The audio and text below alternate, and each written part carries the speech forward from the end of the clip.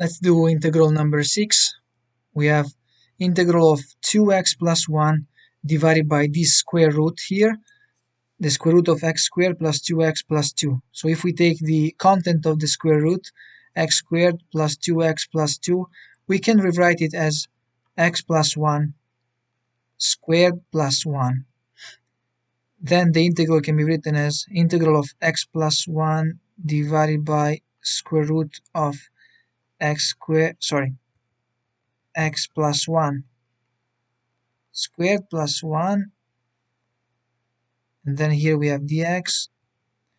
Let me put a factor of 2 here, and then I have to subtract because I'm adding twice of this. So since I have a plus 1 here and not plus 2, I need to subtract integral of dx divided by the square root of x plus 1 squared plus 1. And now the first one can be calculated quite easily because we can rewrite it as integral of dx plus 1 squared, like this, divided by the square root of x plus 1 squared plus 1, and this integral is quite easy to evaluate. So let me put a factor of 2 here and also a factor of 2 here. This is like the integral of dt over 2 square root of t, but this is just the square root of t. So we have 2 times square root of x plus 1 squared plus 1, and this is the result for the first integral here. And then we have to calculate the second integral here. How do we compute that integral? Well, we substitute. In place of x plus 1, we put the hyperbolic sign of t, sinh of t, and dx will be equal to the hyperbolic cosine of t times dt. So if we put this substitution inside the integral, we get dx is cos t dt divided by the square root of 1 plus sinh squared of t.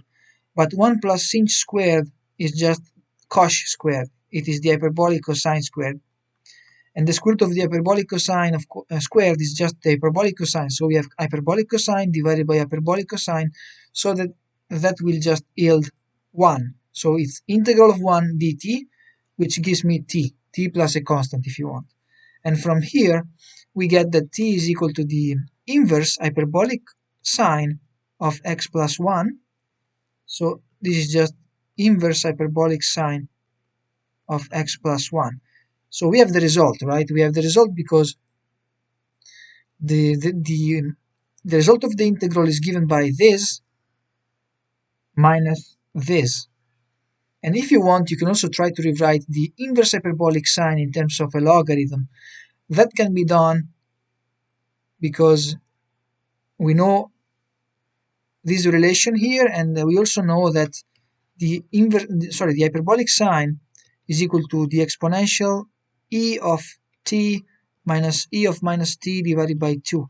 So if you use this, you can find t as a function of x. So you can find the relation between the inverse hyperbolic sine and the logarithm. But I'm not going to do this because it is not really interesting, and we have already found a way to express the result of this integral.